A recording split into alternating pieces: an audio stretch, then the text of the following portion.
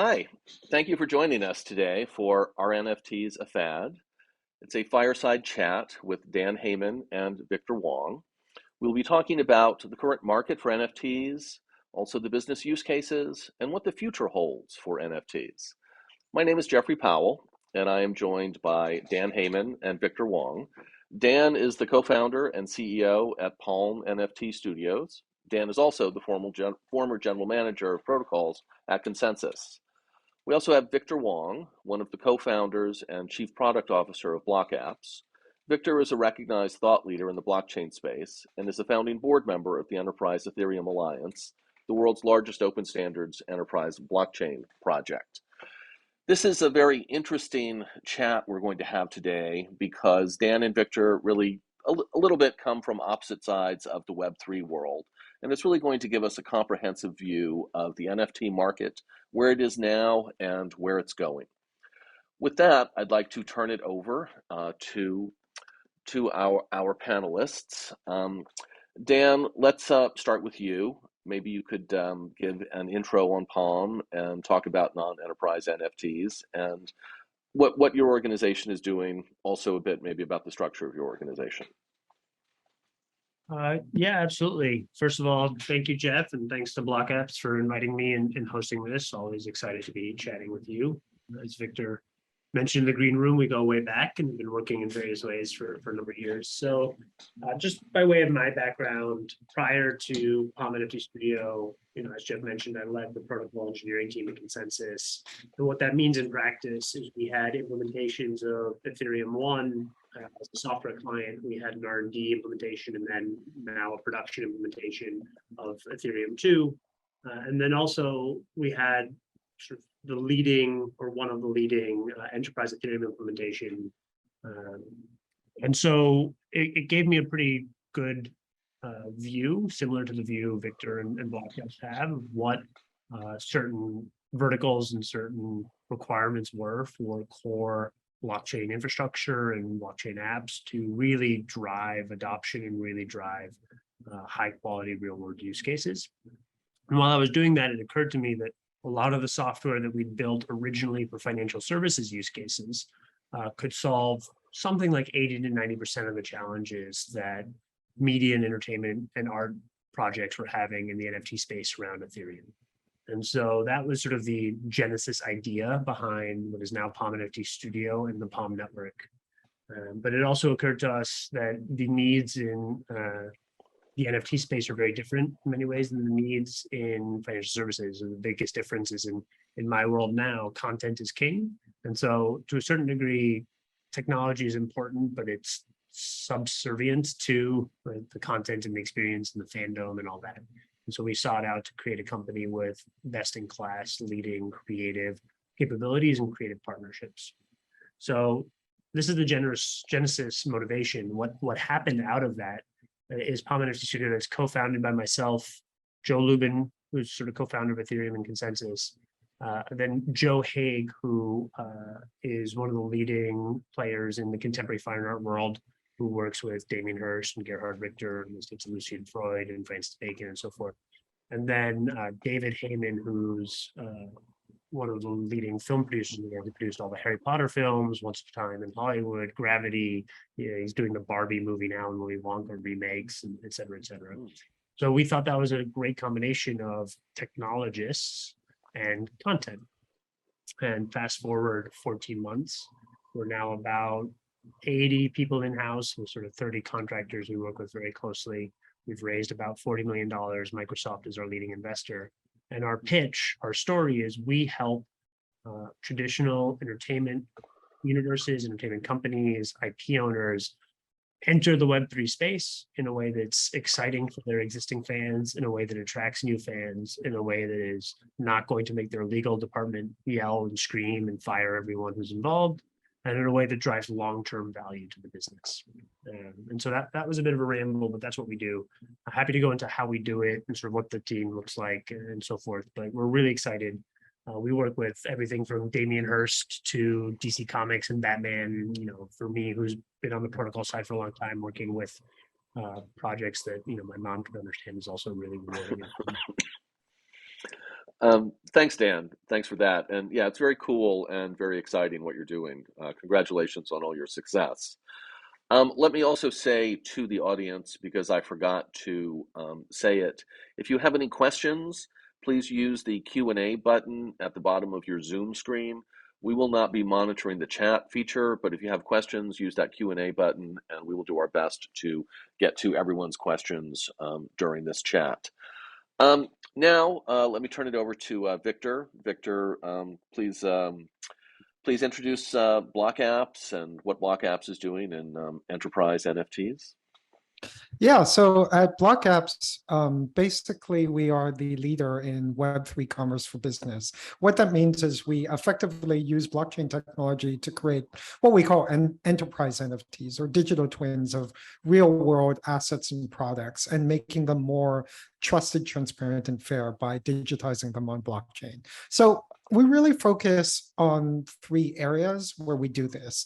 On food and ag products, where we basically bring enterprise NFTs to companies like Bayer Crop Science, and we call this effort Trace Harvest.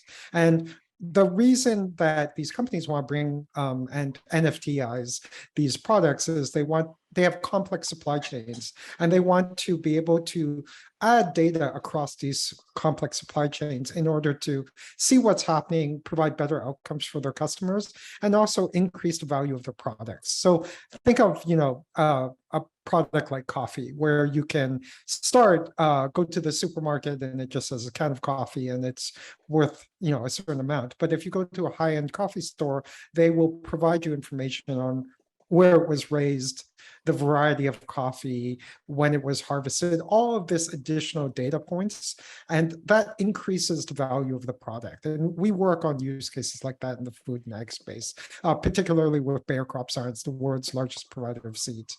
In addition, we also work in the sustainability space under an effort we call Trace Carbon. And there we are creating NFTs around Scope 3 emissions and carbon offsets and credits. Similarly to food and ag products, it's really following things as they move across a complex supply chain. And by providing that additional transparency to that product, really increasing the value of the product. So, carbon credits, for example, and offsets can vary in price from less than $1 per ton to over $100, really depending on the quality and the confirmation you have about the impact you're having there. And the last space we're really working on and doing something similarly is in the governmental space, and we call that efforts network.gov. And that we work with both municipalities like the city of Reno, where we've created NFTs around historic properties, and also working with the federal government as well. Thanks for that, Victor. And thank you both for your introductions and background. So right now, of course, there's a lot in the media about NFTs. The latest, of course, crypto winter, the devaluation of cryptocurrencies. Also, people talking about NFTs are also a scam or things like that. I mean, of course, all of us know that that's not the case. But Dan, let me go back to you and maybe share your thoughts on the current market sentiment around NFTs and how this affects the NFT market, the crypto market, and the broader blockchain market. Yeah, so I don't think there's much sugarcoating it. There's a large part of the world that thinks NFTs are, some sort of financial scheme or fraudulent activity that not only are there to steal all your money, but also probably there to ruin the environment and hasten the end of times. I mean, I don't mean to be flippant about it. There are some very valid concerns, and there have been some very fraudulent projects. But those get the headlines, and it paints the underlying technology and the promise in a very negative light. And what we're trying to do, and what others in the space are trying to do, is separate the signal from the noise, right? So the number one use case of NFTs to date has definitely been speculation. Right? Like we can call a spade a spade, and that creates lots of problems. And so the recent macro environment has massively dampened that use case. Fortunately, there are many other really more exciting use cases that I think add a lot more value. And so Victor just mentioned a few, and we're working on very different ones. So what we like to do with NFTs is really talk about superfan engagement, create an asset class that couldn't exist before, where super fans of an artist or a universe or any affinity group can actually own a piece of that, truly own a piece of that universe that is unique to them, that is theirs, and through that gain access to additional content, additional communities, additional behavior in other ways. But the macro environment for sure has been a struggle. And so what's incumbent on us right now is to do the education and do the work to distinguish between like what is unfair criticism or what were scam projects that should be rightly repudiated and the actual innovation that's happening on the hood. On the environmental side, I'm really proud that Palm NFT Studio is a contributor to the Palm network, which I believe is, and I know is wildly environmentally friendly compared to some other chains. I think we had an independent analysis done on the Palm network, and I think it's like the equivalent of minting an NFT on the Palm network is like sending 3 emails or something. It's no different than any other course of action in your day-to-day life. There are ways, and there continue to be improved innovation around the sustainability piece. So anyway, this is my way of saying the macro context is a struggle because it's diminished probably the #1 use case we've seen to date. But I think that gives more opportunities to the real use cases to thrive, shine, and come through. Yeah, thanks for that, Dan. And Victor, the same question to you, but also adding in when we think about market sentiment, how does the disruptions in global supply chain and the downturn in global economy, how does that also impact this topic? Yeah, I think to Dan's point, and we both go way back in this whole environment. I think I was calculating this is my 3rd crypto winter, but like really what we see during these winter times is, as Dan mentioned, the noise dies down a bit, and the general frothiness, and people who are building real solutions really get to work. And as an example of this, the first crypto winter I experienced was with the launch of Ethereum, right? And that really, the excitement that kind of built out of that, it took a while, but it really allowed people to kind of focus in on real use cases. And at BlockApps, we've always been focused on that because we see blockchain as a transformative technology, and we really believe that what is really going to drive the true adoption of blockchain is really bringing real world assets and products, things that people can kind of relate to and see, and onto the blockchain. And as Dan mentioned, that doesn't really have anything with speculation. We're not creating new assets that are just kind of digital assets that aren't backed by anything. We work with real companies to kind of deliver that value. But I think, one of the things that has kind of come out of the uncertain environment is really a understanding by a lot of people that complex supply chains are just the natural state of the world now. Some small event in another country can have huge impacts, and we don't understand where our products are really coming from nowadays. We don't have good visibility into this, and this is a challenge that is not an easily solved one. And one of the real excitements about Web3 and blockchain is that it's really the first multi-party computational platform that can help solve some of these challenges and bring all the coordination that is required to kind of get a better handle on how to make these systems more reliable and trusted. And this cuts across so many use cases. The use cases that Dan is talking about are exciting because I think what's also happening is that a lot of the innovations that have come out of the current NFT space, we are adopting to solve problems in these other areas. Like an example is that in the NFT world, in the art NFT world, they solved this idea of creating commissions or incentive structures for artists as their paintings get sold later down the line. What we call a circular economy use case. The creators get paid even though it gets handed off to another party.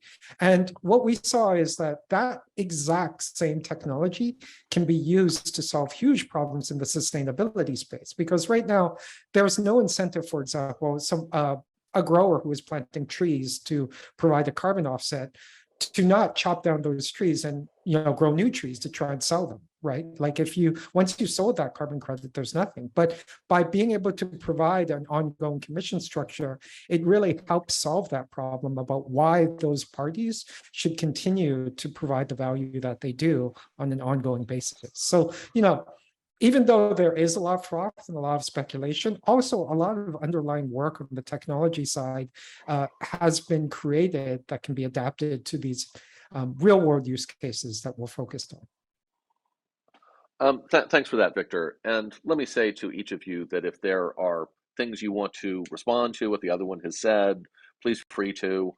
It's trying to have this be more of a chat, and I will try not to be too domineering in asking questions and calling on each of you.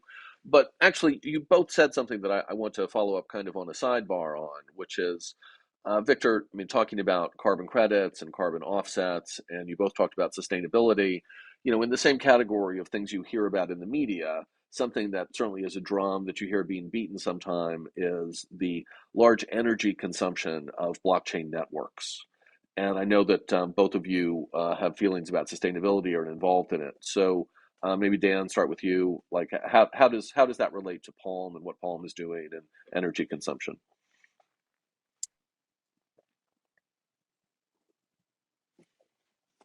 I'm cognizant that this isn't an energy on just that webinar on just that question, so I should keep my answer short. No, I think it's a fascinating topic. I'm sure people will be very interested in what you have to say. So I think a few things. I think one, there is a lot of inefficient energy expenditure in proof of work systems, and I think it's really important that Ethereum, which is the underlying context that I believe in, they're moving to proof of stake and massively, many orders of magnitude reducing the energy expenditure. And I think that's great. I think there's also the reality that people never contextualize energy expenditure. Like, I'd be really curious if anyone has a view on how much energy it takes to go to an ATM and withdraw cash.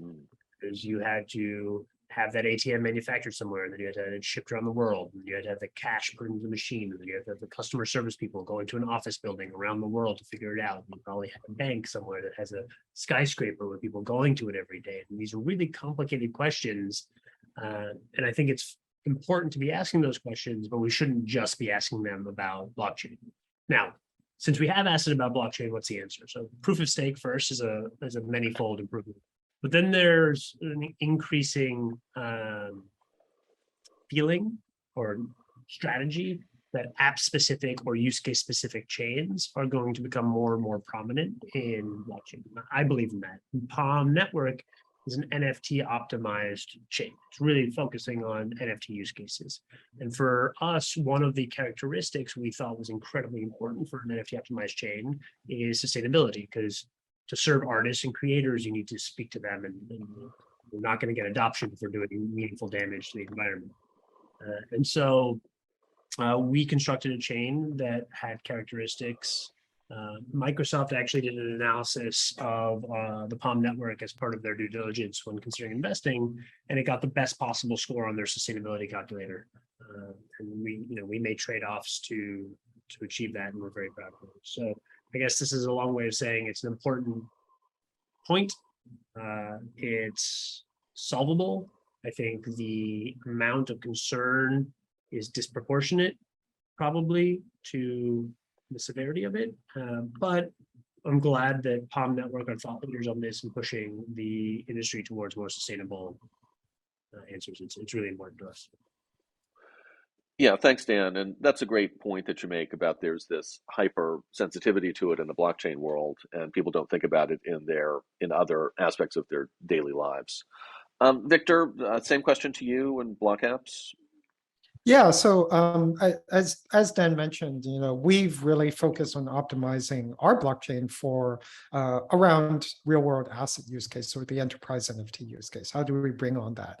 And I would just say, thanks to Dan, because we've borrowed heavily from work that he did back in the Pegasus time to use PBFT as our consensus algorithm, which is highly performant and very low energy use. And on top of that, we are the first company that's worked with all the major cloud providers, Azure, Google, and AWS to when our customers request it, that we can host their blockchain nodes in areas that only use renewable energy.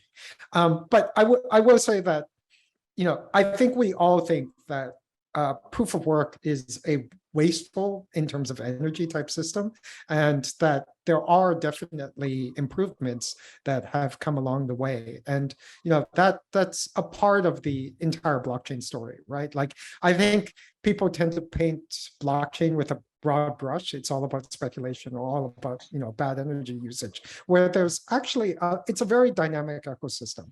And players like Palm and us are really focused on trying to optimize for certain use cases. And in order to really optimize for those use cases, we have to be mindful of energy usage. Obviously, with us, tracking sustainability use cases and carbon credits, we don't want to be part of the problem in all of this. We want to be part of the solution. And we have to kind of monitor our own energy usage. And we're working on providing sustainability reports for our own energy usage over that as well. Thanks for that, for you both. And just a quick follow-up on that. And is this something that you hear a lot about from your clients? Do clients ask about this? Yeah, I mean, Go ahead, Dan. Yeah. Absolutely is the answer. I think also, Palm Network and BlockApps are leaders in this, but at this point, we're not the only ones. I think to a certain degree, it's table stakes in getting large real-world partners to come in and adopt certain blockchain technologies, because it's such a key issue for them, their employees, their customer bases, right? And so there are now, I think, a dozen, if not more, service providers that really excel in the sustainability approach. We also use the PBFT consensus mechanism that Victor was describing. We think it's incredibly performant and has the sustainability characteristics that we want. And so, we think we can differentiate on technical implementation compared to a lot of these other providers, but they also do important work on sustainability, and a lot of them will then buy offsets to cover the difference. And I think it's a great thing that this is increasingly a standard in our industry. Yeah, that's cool. Thanks for that. So, Victor, well, actually following up on what Dan is saying, and Victor, you were talking about digitization. And so talk to us about the thought and the process behind digitizing real world assets, putting them on the blockchain. What value does this bring to companies? Yeah, and so I think, this is an NFT conversation, so we should really tie it back to that too, right? So I think, when we broadly think of NFTs, and you asked about customer responses, I think there's a lot of confusion out there because it's been a speculative and noisy environment. But most people associate NFTs with, artworks of pixelized punks or, apes, right? And really, what an NFT represents is a unique digital identity or asset. And so what we're doing is we're taking that idea and we are creating effectively what we call a digital twin of an existing real world product. It's a place that you can think of it like a digital label where you can put all kinds of different data as that product moves across its entire value chain. So that can include things like where it's coming from, where it was manufactured, all the kind of information as it kind of has moved across different parties. And why that is useful is, one is it gives the producers and consumers of this product an idea of the entire supply chain. It gives them more information about where these things are coming from. But it also gives you an idea of the practices that were involved and it, for the producers of these things, it can increase the value of these items. So if you, for example, have something that you followed extremely sustainable practices to create. Now, on most current marketplaces, you can only put that in the description. You can't prove that in any way, even if you have certifications or other things. Now, by creating a digital representation of that, you can provide a trusted source for that information and promote your product that way.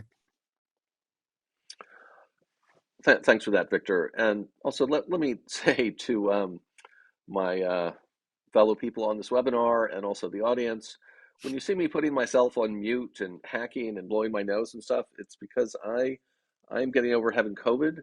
Still COVID positive, so trying not to hack a lung out and collapse onto the floor during this webinar, and hopefully that's not going to happen. Well, we're glad we can pass that along virtually, right? So yes, and of course we are not none of us are in the same location. I am of course quarantining at home with my similarly COVID infected wife. Okay, so, but talking about this concept of NFTs and enterprise NFTs and non-enterprise NFTs, where do they merge? And what does that mean to me, say, as a business owner? What does it mean to me as a consumer? Let's go to you on that first, Dan.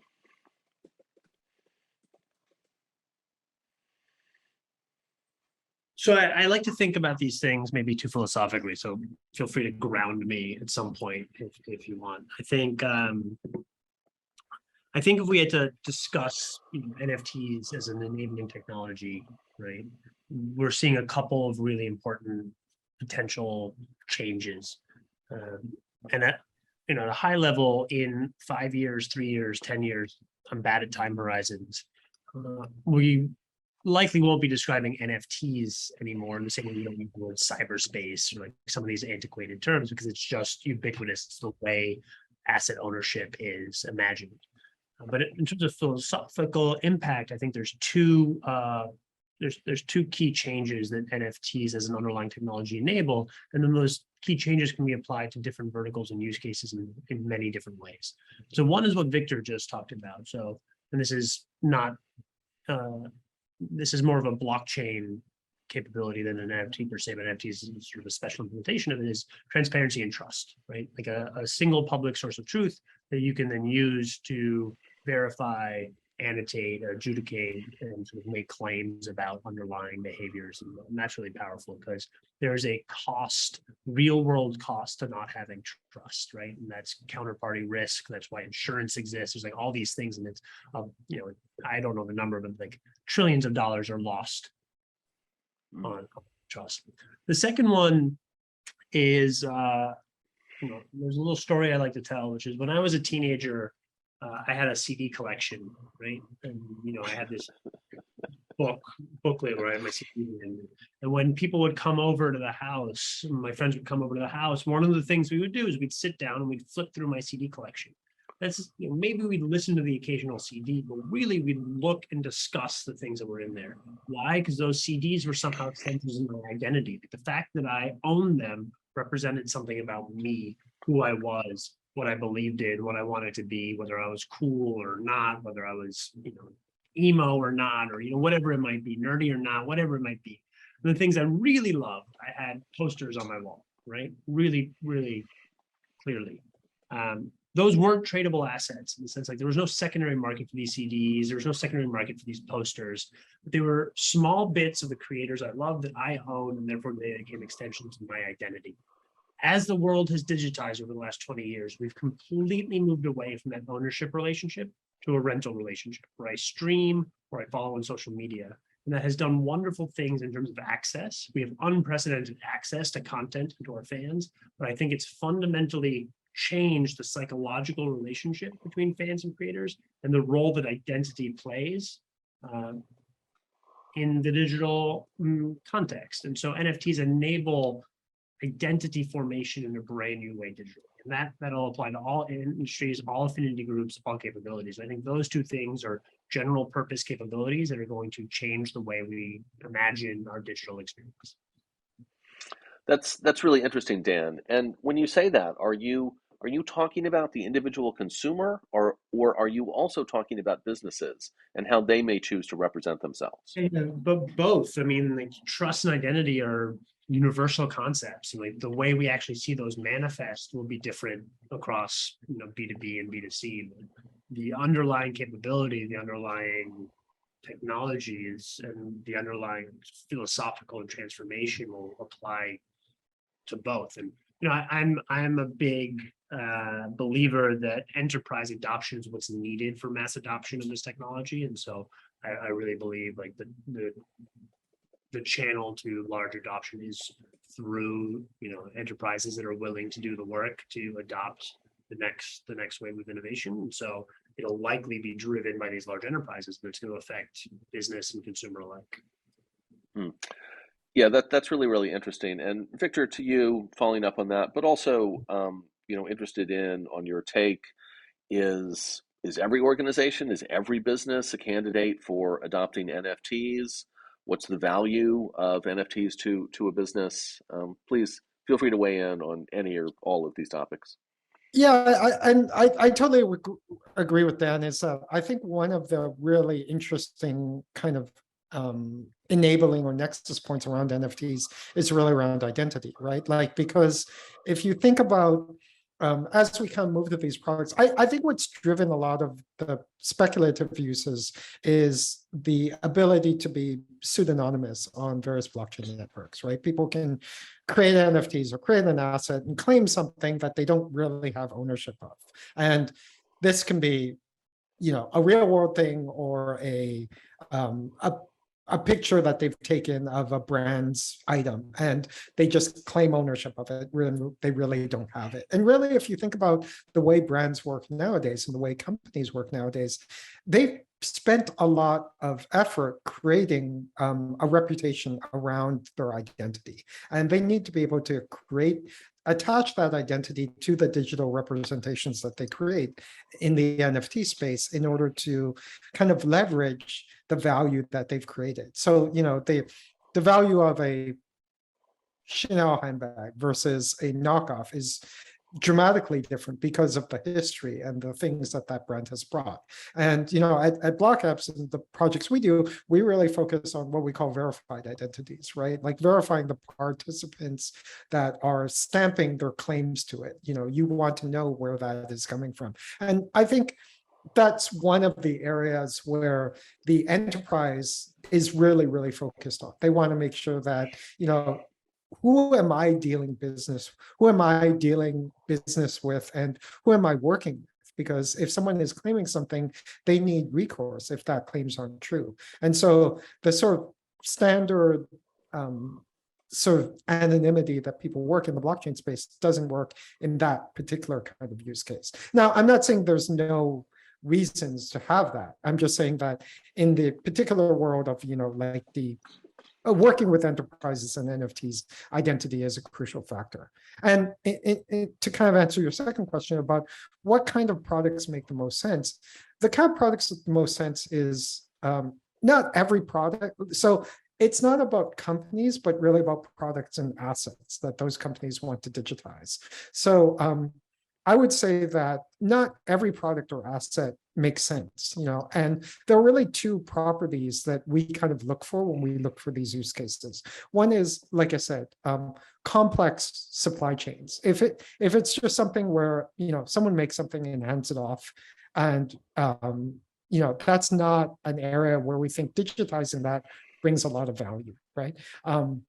Think of a commodity product like, a bolt or a screw or something like this. That's very simple supply chain. Someone makes it, someone hands it. We really don't have sort of a multi-complex supply chain. So the complexity of the product and the asset is important. The second part that we look for is use cases where by adding more of that transparency data across that supply chain, it actually increases the value of the product. So I mentioned food products, right? Like if you think about the difference in price between an organic product and a non-organic product, that's just data, right? Like we're just saying, we have more information about this, or non-GMO, and food and ag is obvious, and that's why we work in that. And it's the same is true in the sustainability space. By having more information about who has verified the calculation, who has claimed the impact calculation, and who has done all that work. If it's if it's a bunch of high prestigious universities, if it's a bunch of registries or other information, all of that increases the value of the product itself. So it's really those two things: complex multi-party supply chains combined with products that can increase in value because there's more information about it as it moves across that supply chain. Very, very interesting. And Dan, you had mentioned the secondary market and resale value, and I'm just curious in hearing a bit more about that. I mean, of course, I had to chuckle thinking about my own CD collection, and at times taking it to the used record store and trying to garner some value for it, which was obviously not substantial, but there might be some value, which of course doesn't do the original artist or the original seller any good. So maybe if you could talk some about NFTs and that secondary market, and what that means to the creators. Sure. I mean, so the first point is to really own something. One of the characteristics of actually owning something is you need to be able to sell it, right? Like otherwise, the ownership is it's a limited form of ownership that probably is not true ownership. And we can get into the soulbound token spec and the implications of that, but that's probably a different one. So in many ways, the existence of a secondary market is a prerequisite for us to really have ownership over a digital asset. That doesn't necessarily mean that there needs to be demand for the sale. And so that's what happened in the CDs. The CDs became so ubiquitous and so cheap to produce that there really wasn't demand on the secondary market for your CD, because it was just so easy to get my own or get music a different way or whatever. And so I believe in the future that we're going to have hundreds of millions of NFTs, like broadly distributed. Very few of them will be driven by scarcity and try to increase the value on the secondary market. For NFTs as an enabling technology to really reach its potential, they'll need to be mass market, right? There will always still be a class of NFTs that are more high value, more scarcity driven, or one-of-ones, and those will be just a different use case. But long term, I think the secondary market becomes less and less important because the assets become more and more ubiquitous. Now, to the artist, it's all about transparency and verifiability. So I, as an artist, could sell you a real world painting today and put in the contract that you'd have to pay me 5% of any sale. Like I have the ability to do that, and some artists do that, but there's no enforceability. How on earth am I going to find out if you sold it in a year, in 5 years, 10 years? It's really hard. Blockchains don't solve all of that, right? It's possible that you could do an off-chain transaction for collection and circumvent some of the royalty bits, but at least they bring a lot more of the information into a clear, public, transparent forum, and it starts to increase the ability to enforce. So once you have increased ability to enforce, like that's another way, it's a lot cheaper to enforce. You now have a lot higher consumption of that feature set. So since it's a lot cheaper to enforce, we have a lot more demand for that ongoing royalty, and it creates these revenue streams that are really, really potentially powerful. When we see people like Steve Aoki say he's earned more with NFTs in the last year than the last decade DJing. I forget the time horizon, something like that, right? Incredibly powerful. But I think we get lost in the true potential of NFTs when we focus too much on this royalty case, because I don't see the true potential in scarce assets. I see the true potential in ubiquitous assets. And for the royalties to be really meaningful, there needs to be scarcity. So it runs a bit in contrast to where I see the real long-term value. Okay, thanks for that, Dan. And Victor, going to go to you on the same topic, but also want to start throwing out some questions from the audience. And if you have any questions, please feel free to use the Q&A button.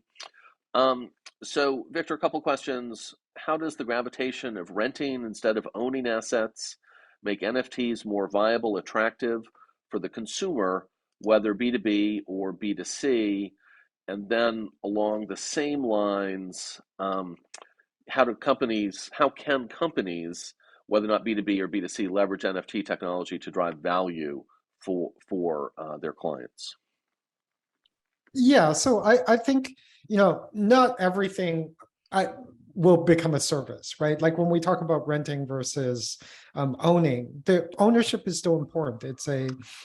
There are plenty of cases where ownership is required in order to have business value, right? So as one of the inventors of blockchain as a service, which is, I will say that like services are important, but they aren't all of the economy. And really, if you think about real world assets, it's a huge part of the overall economy. And that we need better ways to represent them digitally. And NFTs offers a very innovative, unique way that we didn't have before. And it's one of the tools in the tool sets. In terms of why businesses should be doing this, it's really to kind of, like I said, build greater trust and transparency in the products that they're providing, right? So if you want, now there are ways to do that now. For example, a lot of brands, when you kind of, you could sell something, a high-end handbag, you can sell that directly to a customer, but some offer certifications or validation services, right? Though the number that can do that is very small because those are expensive, highly manual processes that they have to do. As Dan's point is that one of the powerful things about NFTs is it brings the cost and friction of that down, which enables more companies to leverage that and to build their reputations around the products that they do, even in secondary markets. So that, I think, is a very exciting aspect that companies should really be thinking of more broadly. Yeah, thanks for that, Victor. That's a very interesting point. So Dan, we have a question specifically to you. It's the only question that is not just to the group, it's actually specifically to Dan. I'd like to hear any ideas you have on how to contrive fair market value for data as an asset.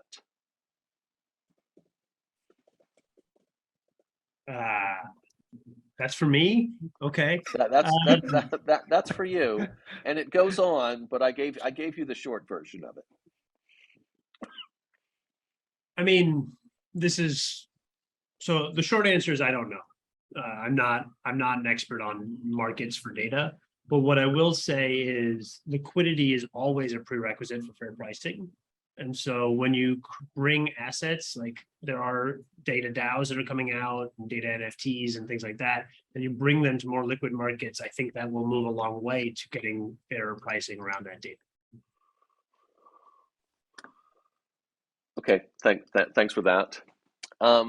So I see that we're nearing the end of our time.